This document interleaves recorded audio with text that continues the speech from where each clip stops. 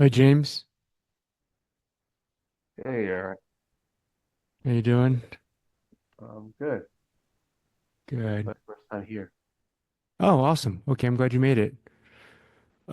Usually I do this on Thursdays, and so sometimes when I shuffle the scheduled time around, I lose people. Okay. But I'm glad you made it. Yeah, thank you for having this meeting. Of course, we'll let a few folks trickle in, and then we'll kick it off.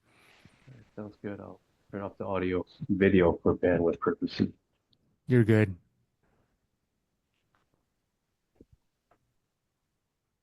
Hi Tamara. Hello.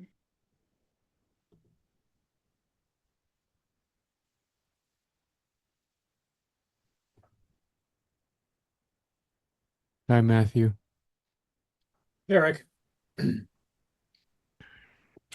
you've got me on the strategic lean.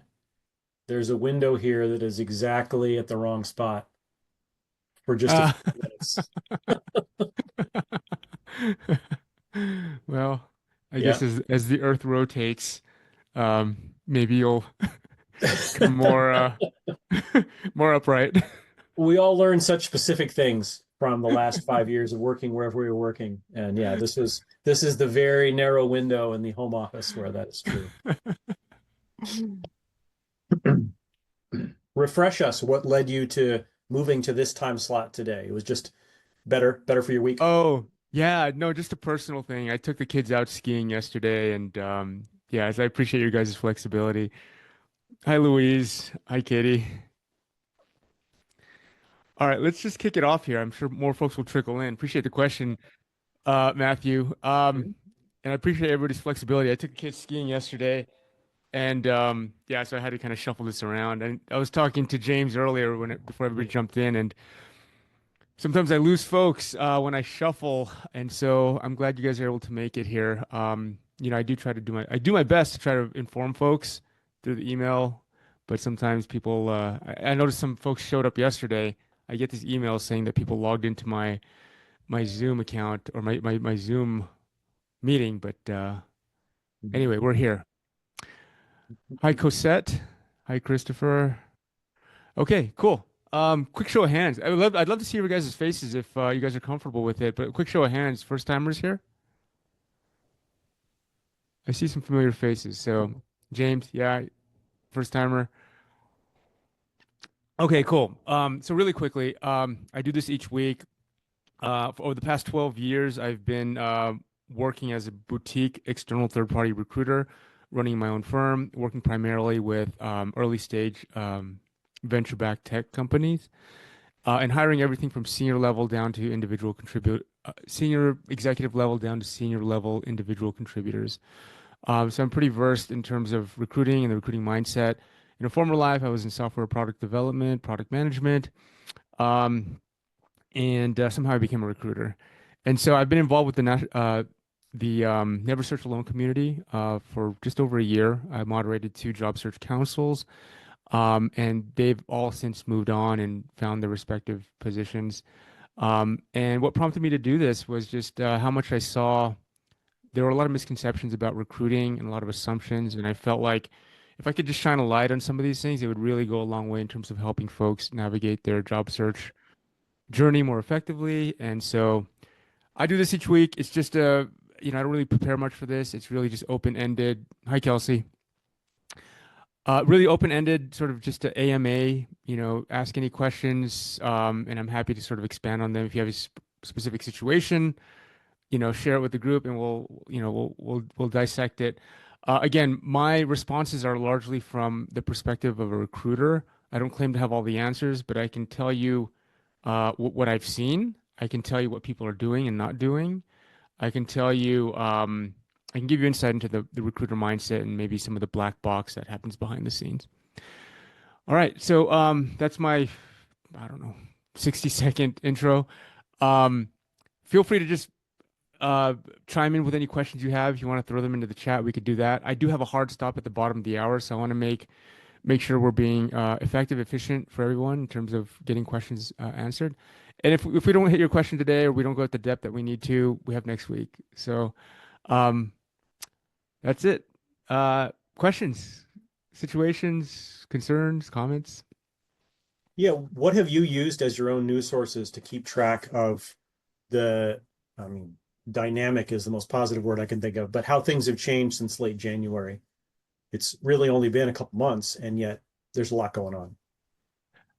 Yeah. Yes, there's a lot going on.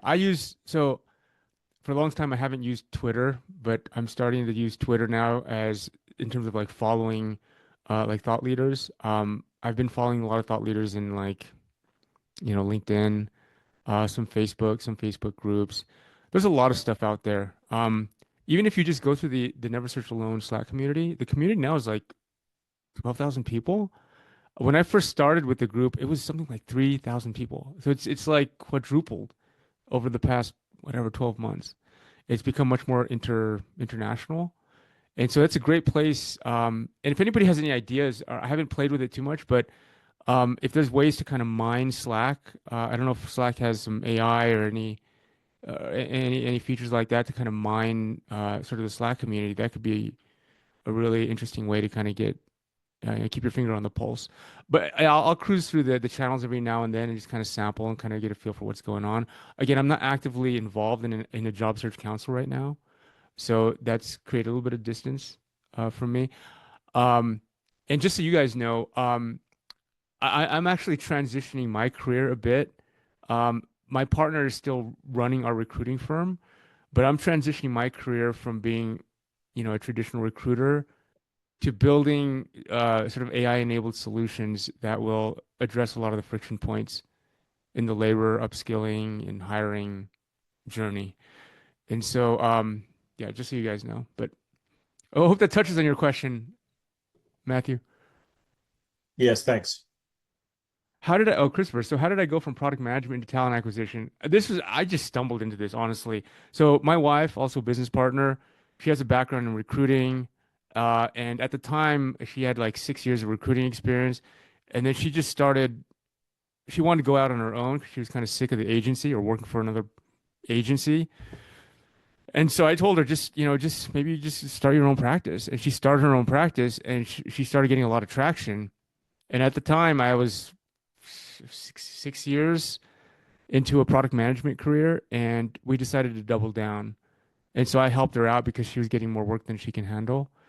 And then my background in software and working with product management, it lended credibility with the candidates that I was working with and the candidates we were trying to hire. So yeah, I never, when I was a kid, I wanted to build rockets. Honestly, I wanted to build stuff, which is why I studied engineering, but I never thought I'd be a recruiter. And so, yeah, I appreciate the question, Christopher. The AI solution thingy sounds cool. Would love to hear more about it. So yeah, what I was suggesting with Slack is a tremendous source of information, right? You have people just riffing off ideas and this and that. And I know that there are things on GitHub where people have things that you could use to scrape Slack, but I haven't played with it enough. I know that Zoom has ways that it could mine the transcriptions of your meetings, and you could just ask it questions, and it'll reference the transcriptions of your meetings like a knowledge base, and it'll kind of answer these questions. But I don't know if there's anything like that with Slack. Maybe there's a third-party plugin. If anybody has any ideas, I'd love to hear it because I myself would love to use it as a way to shortcut and sort of I mean, it's becoming a huge source of insights into the job seeker's journey, pain points, questions, and even answers, right? Because everybody's sort of helping each other. And I don't think it's in a format where people can easily access or mine that.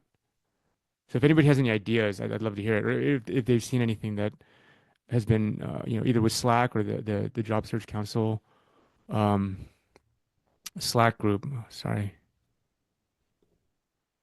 Okay, there I am. Okay. Oh, with my new venture. Okay. So, thanks, Cody, for the question. So we're looking at ways that we can build sort of the next evolution. If you think, I don't want to go too deeply in this because I want to answer your guys' questions, But we're looking at the next evolution of the resume. If you think of a resume as something that's been around for the past 75 years, and then you look at LinkedIn as sort of the next evolution of the resume, we're looking at the next evolution of that. Really a dynamic profile, digital profile of a person, right? That is not single faceted. Like a lot of times your resume, your LinkedIn profile is single faceted, but humans are so much more multidimensional, right? And so I think now we have a way to kind of capture that with multimedia, with LLMs, and now we can have agents that sit on top of that that could do a lot of the legwork for you as a job seeker, but also do a lot of the legwork in terms of folks trying to connect with you, either career coaches, employers, recruiters, what have you.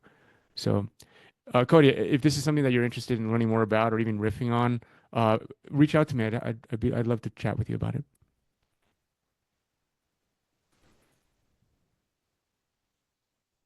Smart resume. I haven't. There's a lot of stuff out there. I'll take a look at it. Tim, I appreciate that. Yeah, upskilling is going to be a huge thing, right? I mean, we're already seeing a huge portion of the labor force just being displaced, and I think that's only going to increase as AI adoption occurs. And a huge challenge is going to be how people upskill, right? I mean, and upskill to what? Because that's sort of a moving target, and people are still trying to figure it out every which way. So part of what we're looking at is how we can take an inventory of people's skills, sort of gap analysis between where they are today, where they want to be or need to be, and then creating a pathway for them to get there. So, um, but enough about what I'm working on. I'd love to hear you guys' questions.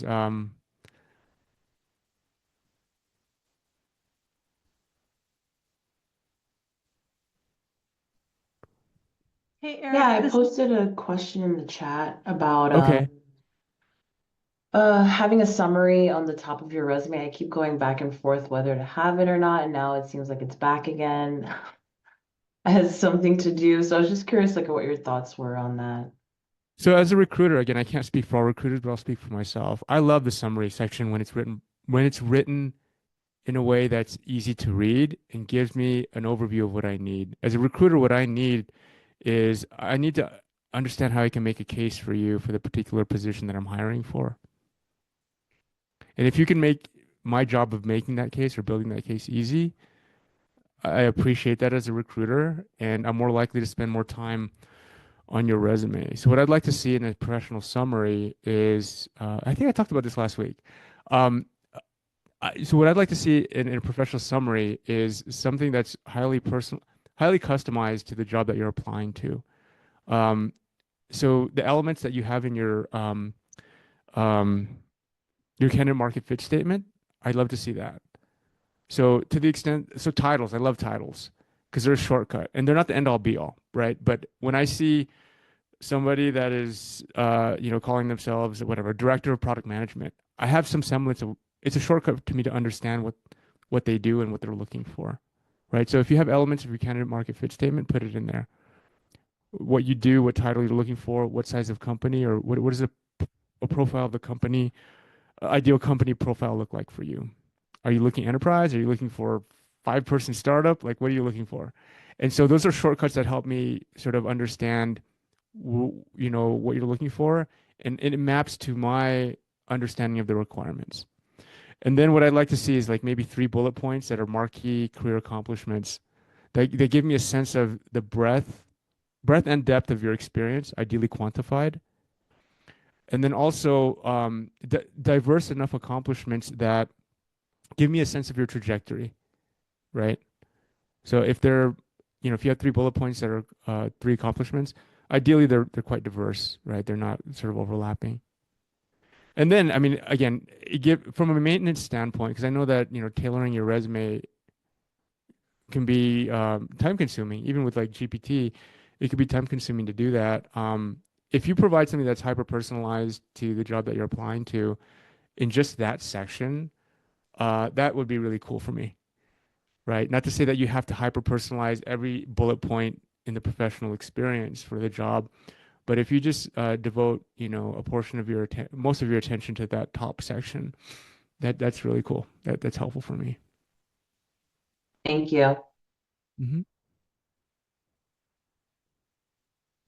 What was there any other questions here? I'll try to follow along the suggestions on so from Robert, suggestions on how to interview a recruiter. Okay. How can I understand if they are legitimate? How good of a recruiter or recruiting firm are they? Oh, this is a good question. Okay. What questions can I ask to tease out their qualifications? Um, I have seen job postings for multiple recruiting firms. Okay, yeah, no, this is a great question, Robert. Appreciate this. So the recruiting world, it's pretty low bar, low barriers to entry to become a recruiter, right? Historically, if you want to become a recruiter, it's just if you could talk on the phone, you know how to use the internet, you could become a recruiter. So the bar's pretty low. Um, so what I would recommend if you connect with a recruiter, if a recruiter connects with you, how do you size them up? So what I would do is I would look at just look at their LinkedIn profiles. How long have they been in the business, right? I mean, how did they get into recruiting? Were they formerly in sales? Maybe they have some experience, industry experience, right? Or maybe they were doing, maybe like me, they were a product manager and now they're recruiting product managers, right? And Yeah. so all those things can give you some sense of where they're coming from, right? So if they purely, and I don't mean to like cut anybody down in sales because sales is an amazing skill that I'm still trying to develop, but if they just have purely a sales background, they might not be able to go as in depth in the technical side.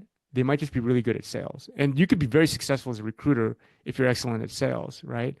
But if they also have a technical background or sort of industry experience, that could also give you some indicator that you could maybe talk more technically with them, right? And they can kind of empathize with your journey as a product manager, software developer, or what have you, right? Mhm. Um, l- Look at whether they are an internal recruiter or they're an external recruiter. So my background is 12 years external recruiter. I never worked for a particular company per se. I ran a boutique consulting recruiting firm, right? So I had any number of clients at a given time.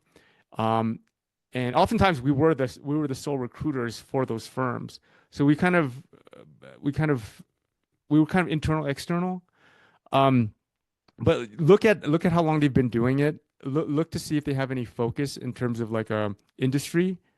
Mhm. Um, if they're internal, have they always been internal or have they also been external? So the difference between an internal recruiter and an external recruiter is that oftentimes external recruiters, they just have more experience working across different kinds of cultures or different kinds of companies, right? And so they have a little bit more breadth in terms of that experience. So similar to agency, right? If you're an internal digital marketer versus an agency digital marketer, right? It's similar, Mhm. right? Well, another thing to size up your recruiter is if let's say they are an external, well, whether they're internal or external, part of it is like line of sight to the hiring authority. So, or do they have some sort of insulating team member between them? A lot of external recruiting firms, especially if the recruiters earlier in their career, they have an insulating account management layer between them and the hiring manager. So why this is important is because let's say let's say you have a question about the position. If the recruiter has line of sight to the hiring manager, they could just go to the hiring manager, Slack them or whatever, and get an answer. But if they don't have line of sight and it has to get filtered through an account manager, that increases sort of telephone and whatnot, right? And so ideally, you're working if you had your druthers, you'd want to work with a recruiter that has line of sight to the hiring authority. How Hiring do you authority find could that? be How do you what's find that? that out? Like, how do you find out if they do have the line of sight to the hiring authority? You can ask them. Okay. Yeah, yeah. How long have you been working with the hiring manager? That's Okay. a question you can ask. Oh, I just started, or you know, do you have it? If I have questions about the position that you might not be able to answer, um, how would you route that to the hiring manager? Oh, I would just ask him or her, or it kind of gets filtered through an account manager. So Okay. a lot of times, more junior recruiters they don't have line of sight to the hiring manager, especially if they're external. They have an account manager that manages the relationship with the hiring manager and the client. And so Okay. stuff gets filtered to them. So you get telephone sometimes, right? And so So yeah, ideally you're working with a recruiter that has line of sight, that's more senior. They've been around the block a bit, um, and that they've worked with that hiring manager before, right?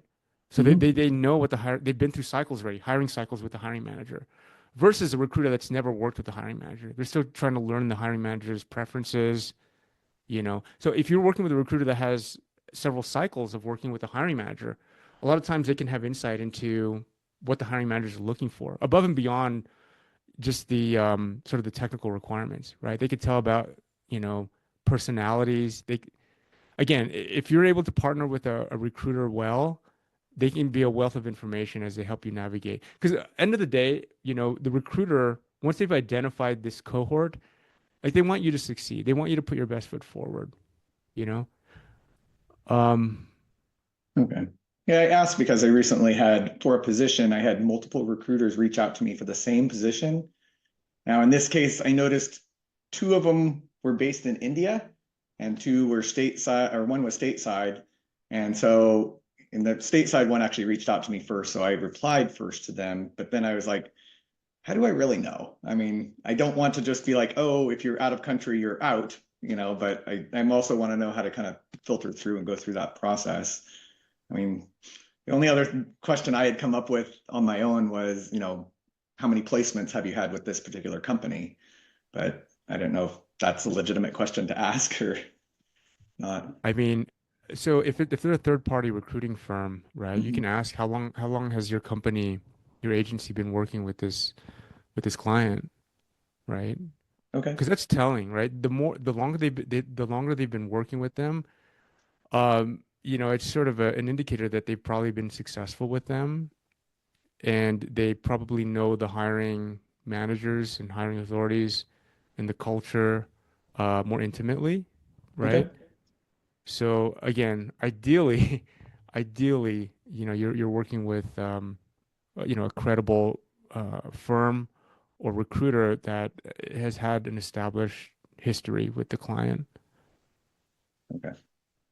Okay. It's I also appreciate important to notice that you can also ask, like, you know, what kind of engagement does your firm have with the client? Is it a contingency engagement, or is it retained, or is it somewhere in between? Contingency firms, they have a habit of optimizing for speed. Okay, Because whoever gets the resume in or the candidate in fastest gets claimed that candidate. So it's gotcha. less about really truly vetting deeply the quality of the candidate that they're passing over, and it's more about okay, check check check check check. Okay, let's just get them over. Yeah, So it creates these race conditions, especially a lot of clients, if they're working with multiple contingency agencies that are representing, you know, a given position or job opening, it creates a race condition among these contingency recruiting firms. So it's not a very good dynamic, and then it's not a good experience either for necessarily for the hiring manager. But that's another thing, right? So yeah. Well, that probably explains why some of the recruiters that have reached out to me, their first question, I mean, they'll talk a little bit about the job and then they're immediately asking for my resume. And I'm like, well, first of all, you should be able to see a lot of this on LinkedIn. I mean, that's how you reached out to me. And then I'm like, yeah, let me learn more about the job before I go handing over, you know, all my information and yeah, try to yeah, ease them out. So no, and that's don't I wouldn't have, you know, I would definitely be discerning, right? Because if it's a real recruiter with a legitimate job, they would expect you to be discerning. I tell yeah, you what, as a recruiter, that's one of the things that earns a lot of respect from me is if the person's discerning about the position that would be a fit for them, because they become a partner, so to speak, with me, right? Because as a recruiter, I'm discerning. I need to make sure that it's the right fit. So when I get the feeling from a candidate that they themselves are discerning and they're not mhm, just yes, yes, yes, telling me what I want to hear, then I feel like they're more on my side and we're more of a partner. And it's about and we're trying to optimize for the right fit. We're not trying to optimize for just getting an offer. right. So if you can show that you're discerning and you're looking at the requirements, the profile of the company, and sort of your profile almost objectively, then you elevate yourself from becoming like a candidate just trying to sell themselves to a partner with the recruiter, and both of your interests are in helping find that right fit, right? Yeah, that totally makes sense. Yeah. Um, okay. Thank you for all that. Yeah, for sure. And I'm sure we could go deeper. Let's, happy to Yeah, go yeah. deeper with this next week, Robert. I want to make sure. Okay, so anybody else? Let's see. Kelsey, did I just skip over you, Cody? Let's see. Okay, so you're just giving a suggestion. Um, okay, Kelsey, how much do you read cover letters, and what do you look for in one? Uh, I've been conditioned over the years not to really read cover letters because of how generic they are. And so, not to say that you know, if a company's asking for a cover letter, give them a cover letter, follow the process. Try to make the cover letter personable, easy to read, easy to consume. Again, look at it from the mindset of the recruiter or the reader is trying to make a case for you. And you need to give them what they need to make a case for you and make it easy for them to access that. Stay away from long, blocky prose or text, paragraphs. Please, bullet points are awesome. Um, Skills section before experience section to be easier to read. Yeah, there's no one way to do this. I mean, I'll tell you what I see typically. I typically see a professional summary like I described earlier here.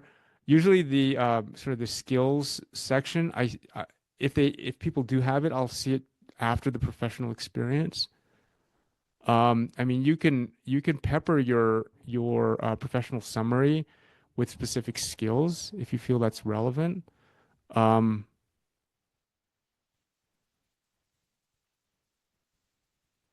yeah. Let's see.